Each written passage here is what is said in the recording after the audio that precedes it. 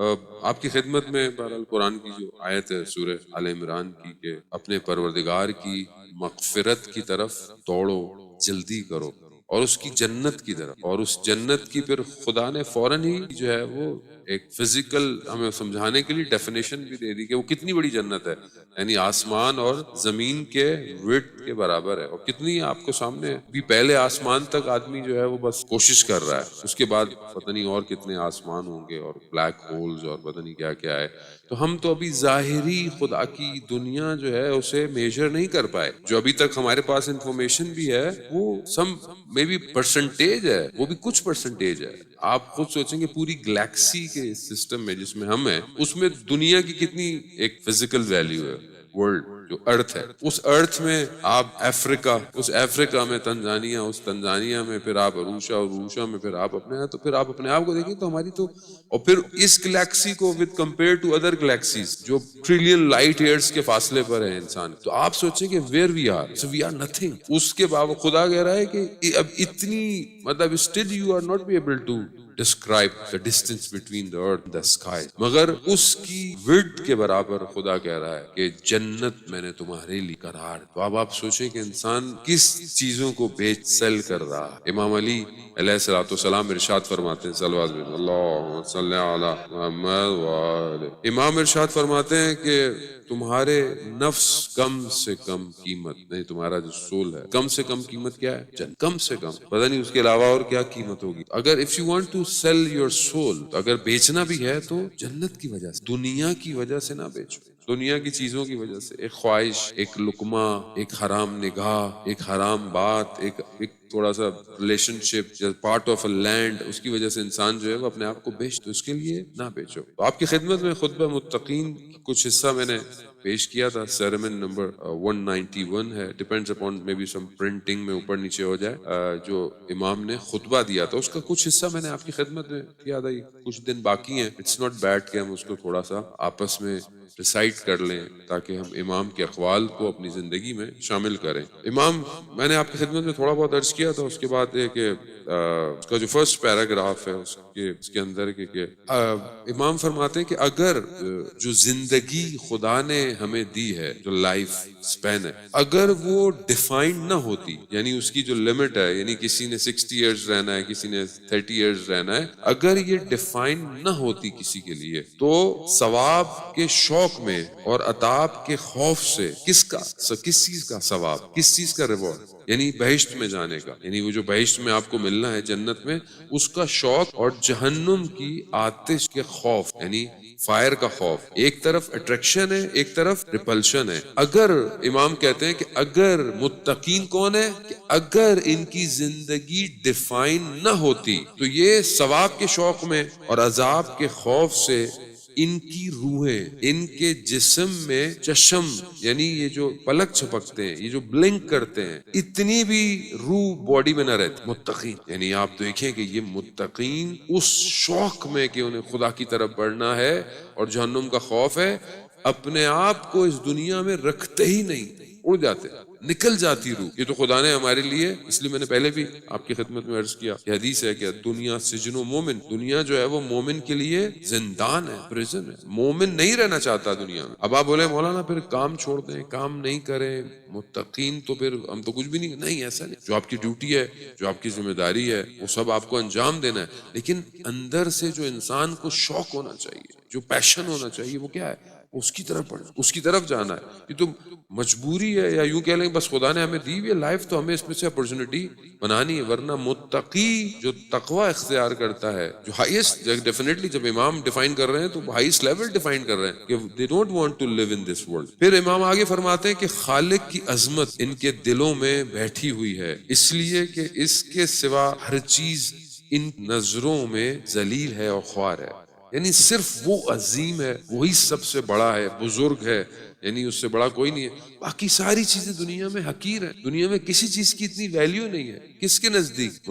متقی کے لیے. اس لیے تو آسان ہو جاتا ہے دنیا کی چیزوں کو چھوڑ دیں, دنیا کی چیزوں سے گزر جانا, دنیا کی چیزوں کو کسی بھی چیز کے لیے قربان کر دو, ان کے لیے بہت آسان ہے. کیوں؟ کیونکہ ان کے لیے سب سے بزرگ کیا ہے؟ خداوند متعال کی ذات. ان کو جنت پہ ایسے یقین ہے جیسے وہ اپنی آنکھوں سے جنت کو. متقین ایسی ہیں, ان کو جنت پہ یقین ہے. ہمیں, میں یہ نہیں کہتا آپ, میں اپنے بارے میں, اگر مجھے ایسا نہیں کہ میرا ایمان ہے جنت ہے, لیکن ایک ہوتا ہے ایمان لانا. ایمان کی بھی کیٹیگریز ہیں. ایک تو میرا عقیدہ ہے, I have to believe کہ جنت ہے. ایک ہوتا ہے کہ میرے علم میں, نالج میں ہے کہ جنت. ایک ہے کہ نہیں میں دیکھ رہا. It's different. علم ہونا الگ ہے اور علم الیقین ہونا الگ. آپ کو نالج ہے, آپ کو پتا ہے, لیکن آپ جب تک کس چیز کو دیکھ لیتے ہیں تو that's more satisfying ہے. جیسے حضرت ابراہیم علیہ السلام نے قرآن میں پروردگار سے کیا کہا؟ پروردگار میرا ایمان ہے, لیکن میں اپنے اطمینان کے لیے یہ چاہتا ہوں کہ تو کیسے خلق کرتا ہے. آپ کے سامنے وہ واقعہ کہ پھر چند پرندوں کو انہوں نے لیا, خدا نے کہا قربان کرو, ان کے گوشت کو مکس کر دو, ان کو الگ الگ جگہوں پہ رکھ کر آ جاؤ, اور پھر ان کی جو چونچ ہے, ان کی جو نپ ہے, اس کو اپنے ہاتھ میں رکھو, اور پھر خدا کے اذن سے. تو دیکھو کیسے چیزیں. تو یہ کیا ہے؟ یہ پروفٹ ہے, ایمان ہے, لیکن خوب ایک اور لیول انکریمنٹ میں دیکھنا. اور دوسری طرف اللہ اکبر, امام المتقین. یہ تو ہم متقین کی صفات میں ہی اگر بھی میں سارا خطبہ پڑھ دیا تو ہو سکتا ہے کہ ہم بھی میں سے بھی کوئی, اللہ کرے, کوئی حمام ہو کہ اس کے بعد اس کو ہم کسی کو, تو میں نہیں بول سکتا, میں اپنے آپ ہی کو کہہ سکتا ہوں کہ مجھے آپ قبرستان لے جائیے گا. تو اللہ کرے واقعاً خدا ہمارے اندر کی ویلیو ایسی ہو. آپ سوچیں کہ امام المتقین کیا فرماتے ہیں. کہتے ہیں پروردگار اگر دنیا کے سارے غیب میرے اوپر کھل بھی جائیں تو بھی میرے یقین میں کمی نہیں آئے گی, نہ بڑھے گا. یار یعنی جو میرا یقین ہے وہ میرا یقین مولا ہے, کوئی انکریز نہیں ہوگا. ہم تو اپنی زندگی میں کوئی چیز دیکھتے ہیں نا, اوہو مجھے سمجھ میں آ گیا, زندگی میں حادثہ ہو گیا, واقعہ ہو گیا, بھائی توبہ توبہ بھائی, بس میں نے دیکھ لیا اپنی زندگی. ادھر امام کہہ رہے ہیں کہ میرے آگے سارے پردے بھی ہٹ جائیں تو میرے یقین میں اضافہ, میرا جو تیرے پر یقین ہے وہ. خوب امام المتقی کیا فرماتے ہیں؟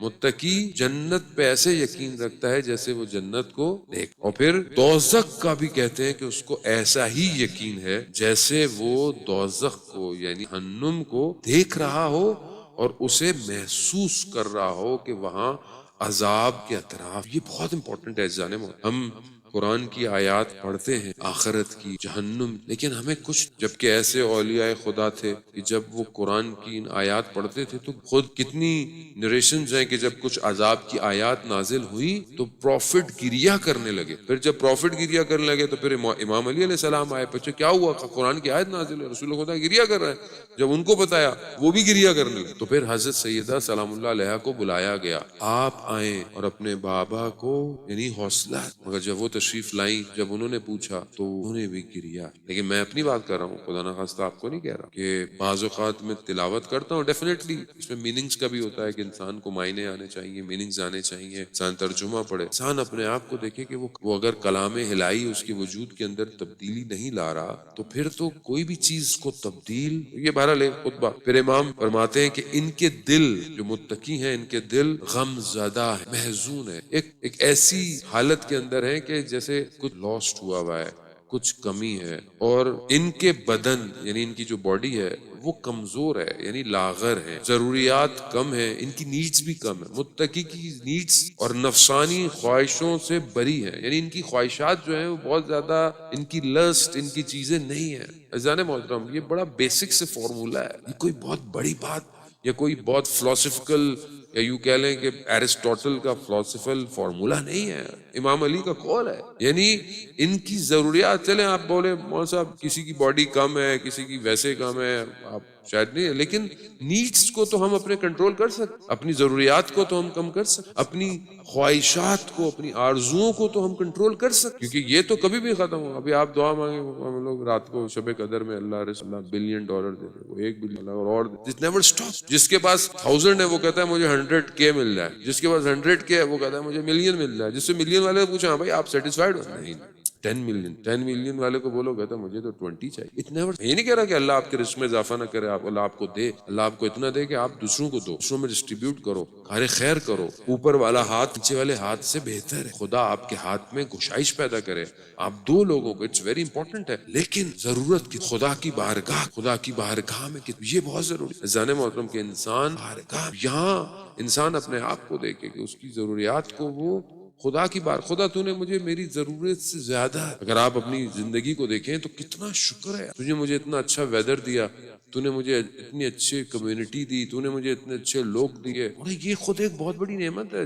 آپ کو یہ نعمت آپ کے پاس ہے, آپ کو اس کا اندازہ نہیں. آپ کچھ ایسی جگہ میں چلے جائیں دنیا میں جہاں کمیونٹی نہیں ہے, جہاں لوگ پتہ نہیں 100 کلومیٹر دور جا کر ایک مجلس سننے جاتے ہیں بیچارے, جہاں پہ لوگوں کو یہ چیزیں. لیکن ہم لوگوں کو کیونکہ بہرحال مسجد ہے, امام بارگاہ ہے, چلے جائیں گے نہیں جائیں گے, لائف دیکھ لیں گے, ٹھیک ہے, خوب نہیں. جن کے بعد I know people travel 200 kilometers for one majlis in the Europe. آپ جائیں وہاں نہیں ہے, بہت سی جگہوں پہ سینٹر نہیں ہے, لوگوں کے نہیں ہے, لوگ بہت ساری اللہ نے باؤنٹیز اتنی دی ہیں کہ ہمیں اس کا اندازہ نہیں ہے. ہم بہرحال خدا کی بارگاہ میں اپنی خواہشات کو, کہ ہماری خواہش. ماہ رمضان میں پروردگار خود کہتا ہے کہ روزہ ایک ایسی کام ہے کہ جس کا ریوارڈ خود خدا ہے. روزہ فاسٹنگ ایک ایسا عمل ہے کہ جو خدا کہتا ہے کہ جس کی جزا میں خود ہوں. تو آپ اور کیا چاہیے آپ کو, جو آپ کو خود آپ کی طرف جو ہے وہ بڑھا ہے, خدا آپ کی طرف. یہ وہ ہیں کہ جنہوں نے چند مختصر دنوں کی تکلیفوں پر صبر کیا ہوا ہے, جس کے نتیجے میں دائمی, یعنی بالکل جو میں نے کل بھی آپ کی خدمت میں عرض کیا کہ ایسی آسائشیں کہ جو ہمیشہ رہیں جنت. یہ ایک فائدہ مند تجارت ہے جو اللہ نے ان کے لیے, یعنی ایک ٹریڈنگ ایسی ہے کہ جو سب سے زیادہ پروفیٹیبل ہے. اس سے بیسٹ بزنس, اس سے بیسٹ ٹریڈنگ, اس سے بیسٹ کوئی بھی چیز نہیں ہو سکتی جو متقی خدا کے ساتھ کرتا ہے. دنیا نے انہیں چاہا, اللہ کیا جملہ ہے, دنیا نے انہیں چاہا مگر انہوں نے دنیا کو نہیں چاہا. کیا دنیا انہیں چاہتی ہے, دنیا ان کے پیچھے آتی ہے, مگر یہ اس نے انہیں قیدی بنایا تو انہوں نے اپنے نفسوں کا فدیہ دے کر اپنے آپ کو چھوڑا. اللہ کالا امیر, یعنی دنیا نے ان کو قید کرنا چاہا, ان کو پریزن میں, ان کو اپنا غلام سلیو بنانا چاہا. انہوں نے اپنے نفسوں کا فدیہ دے کر, یعنی اپنے نفسوں کو قربان کر کر اپنے آپ کو آزاد. ابھی کیسے کریں, یعنی نفسوں کو کیسے, یعنی اپنے نفس تک اپنی خواہشات کو. یہاں پر میں تھرسڈے نائٹ ہے, اور Thursday night is more with عرفاء اور اتنے بڑے بڑے. تو یہاں پر جو مولانا رومی کے بارے میں نیریٹ کیا جاتا ہے, آپ جانتے ہیں کہ مولانا رومی, مثنوی, بہت ساری بک. مولانا رومی کے جو ٹیچر, جسے مرشد جسے کہہ لیں, مینٹور, شمس تبریز. تو شمس تبریز بہت شوق, ان کو گھر پہ دعوت دی. تو انہوں نے جب گھر پہ آئے تو انہوں نے مہمان تھے, بولا میں مہمان ہوں. ٹیچر تھا, اسپرچول, ہر جگہ ٹریننگ. پھر وہاں سے انہوں نے شراب لی اور لے کر آ رہے تھے, تو رستے میں لوگ آ گئے, اور لوگوں نے بولا کہ لوگوں نے دیکھا کہ کہاں سے آ رہے ہیں, اور لوگوں نے یہ بھی دیکھا کہ یہ کیا ہے, اور لوگوں نے بولا کہ آپ کیا کر رہے ہیں, مگر خاموش. لوگوں نے تہمتیں, لوگوں نے الزام لگائے, لوگوں نے مولانا رومی کو کیا کیا بولا, اور ایسے میں ایسا ہوا کہ وہ جو ان کے پاس تھی وہ بوٹل وہ گر گئی, وہ ٹوٹ گئی. اور پھر بھی اپنی انسلٹ کو برداشت کر, جب سب ہو گیا تو شمس تبریز آئے. تو انہوں نے کہا لوگوں سے کیا ہو گیا, کہا یہ مولانا رومی نے یہ نہیں کہا کہ میرے ٹیچر نے کہا تھا, میں ان کے لیے گیا. کھڑے اپنی انسلٹ کو برداشت کیا, اپنے نفس کو بیچا. شمس تبریز نے کہا یہ آپ لوگ کیسی بات کر رہے ہیں, خراب ہے, یہ تو سرکہ ہے, یہ تو ویگن ہے, جائز ہے. لوگوں نے جب اس کو ٹچ کیا, ٹیسٹ کیا, وہ تو سرکہ تھا. صرف شمس تبریز چاہتے تھے کہ مولانا رومی اس چیز کو محسوس, کہ اس کی راہ میں جانے کے لیے انسان کو آزمائشوں سے, انسان کو اپنے نفس کو قربان کرنا, انسان کو, یہ جو انسان اپنی زندگی میں کہتا ہے نا کہ ریسٹ موڈ میں ہے, بڑے ایک اچھی جگہ, قربانی آسان, اب یہ چکھنا پڑتا ہے, اس کو ٹیسٹ کرنا پڑتا ہے. زندگی میں ایسی خدا آپ کا اور میرا امتحان لیتا ہے. اگر کوئی عشق اور محبت کا دعویٰ کرے تو اس کو قیمت تو دینی پڑے. ایسے نہیں ہے کہ آپ کو بڑے آرام سے جو ہے وہ پرائس مل جائے. انسان اپنے گھر میں بھی جب عشق اور محبت کرتا ہے, بچوں سے محبت کرتا ہے, اس کو کیا نہیں کرنا پڑتا, اس کے لیے کیا نہیں کرنا پڑتا اس کے بعد. تو یہ دنیا جب یہ آپ سے ڈیمانڈ کرتی ہے تو پھر وہ تو عشق اور محبت بہت کچھ، اور یہ امتحان اور آزمائش سے گزر کر ہی پھر انسان کسی جگہ پہ پہنچتا ہے۔ بہرحال امام جو ہے وہ فرماتے ہیں کہ وقت جو ہے وہ محدود ہے، بس امام فرماتے ہیں کہ رات ہوتی ہے، یعنی متقین رات ہوتی ہے جب رات، تو یہ اپنے پیروں پر کھڑے ہو کر قرآن کی آیتوں کو ٹھہر ٹھہر کر تلاوت کر، خدا کرے کہ بہرحال ہم ان کو پوائنٹس بنائیں اور اس پہ کوشش کریں کہ ہم کبھی کبھی عمل کیا کریں، کوئی نہیں تو ہفتے میں ایک دن متقی بن جائے، ایک دن پڑھ لیں کھڑے ہو کے۔ ماشاءاللہ آپ سب نے یہاں پر آئے، کم از کم رمضان میں تو ان سارے کاموں کو انجام دیا۔ پھر امام فرماتے ہیں کہ جس یعنی قرآن کی آیتوں سے جس سے اپنے دلوں میں غم اور اندھو تازہ کرتے ہیں اور اپنے مرض کا چارہ ڈھونڈتے ہیں، یعنی ان کو جو بیماری ہے اندر اس کو ڈھونڈتے ہیں کہ کیا بیماری ہے۔ جب کسی اس آیت پر ان کی نگاہ پڑتی ہے، جو میں نے آپ کی خدمت میں عرض کیا پہلے بھی، یہ مولا کے اقوال ہیں، مطلب یہ ہماری باتیں نہیں ہیں۔ مولا فرماتے ہیں کہ جب کسی ایسی آیت پہ ان کی نظر پڑتی ہے کہ جس میں جنت کی طرف موٹیویشن ہو، تو اس کی لالچ میں یعنی اس کو حاصل کرنے میں ادھر جھک جاتے ان آیات، اور اس کے شوق میں اپنے دل کو بہت بےتاب کرتے ہیں، اور یہ خیال کرتے ہیں کہ وہ منظر کیسے منظر ہوں گے جو ان کی آنکھوں کے سامنے آ۔ وہ جان محترم، یہ بہت امپورٹنٹ ہے کہ ہم بہرحال اپنی زندگی ائمہ، سب سے بڑا غم یہی تھا۔ موسیٰ صدر نے بھی، میں اسپیچ سن رہا تھا، اور بھی بہت سارے اسکالر، کہا کہ علی کو تو لوگ مانتے ہیں مگر علی کی نہیں مانتے۔ علی کا ماتم بھی ہے، علی کا گریہ، علی کے لیے گریہ بھی ہے، ماتم بھی ہے، مجلس بھی ہے، لیکن علی کا علم کہاں ہے؟ کوئی اگر آپ کو پہچاننا چاہے، آپ کیسے کسی کو کسی کے بارے میں بتائیں گے؟ کسی طریقے سے بتائیں گے کہ یہ فلانی کی فیملی ہے، فلانے کی فیملی ہے، اور اگر وہ نہیں ہو تو اگر آپ چاہتے ہیں کہ لوگ امام علی کو پہچانے تو کیسے پہچانیں گے؟ موسیٰ صدر کہتے ہیں کہ ایک چیز پہچاننے کی کیا ہے کہ آپ کا اور میرا کردار ایسا ہو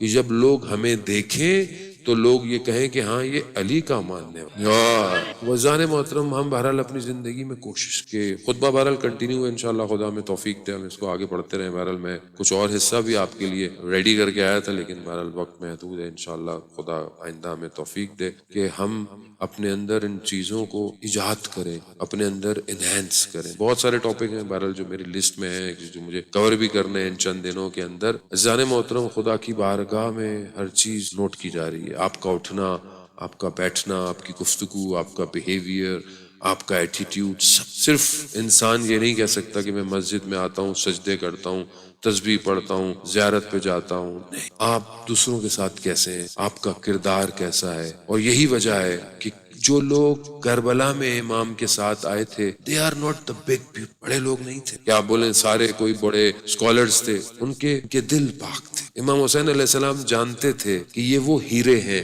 کہ جنہیں میں نے چنا اور قبول کیا، اور یہ کربلا میں جب دفنائے جائیں گے تو ان کا نور، ان کی لائٹ قیامت تک روشن۔ امام حسین جانتے، امام حسین خزانے کو پہچانتے، جسے آپ کہیں نا لوگ ہوں گے جو سٹونز، جیم سٹونز، تنزانائٹ، کسی کو پتا کہ اوریجنل ہے کہ نہیں ہے، ہر کسی کا کام نہیں ہے، جو یہ پہچانتا ہے وہ ہر کوئی ہیرا شناس، ہر کوئی، مگر امام حسین۔ امام حسین کتنے کریم، کتنے 100 سال گزر گئے مگر آج بھی امام حسین نے ہمیں پہچانا، امام حسین ہمیں اپنی بارگاہ میں بلاتا۔ روایات میں ہے کہ جو بھی امام کی زیارت پہ جاتا ہے، امام اس کو اس کے اینسسٹر کے نام کے ساتھ پہچانتا۔ یہ جو ہم امام کو ابھی یاد کر رہے ہیں، یہ امام پہلے یاد کرتا ہے، پھر آپ یاد، امام کو ایسے یاد نہیں کر سکتے۔ آپ کی آنکھوں میں آنسو آتے ہیں، امام کی نگاہ آپ کے اوپر، اپنے آپ کو امام کی بارگاہ اس وادی میں زد، کیسے امام نے لوگوں کو انتخاب کیا۔ یقیناً اپنے وہ گھروں میں، محلوں میں، سٹیز میں وہ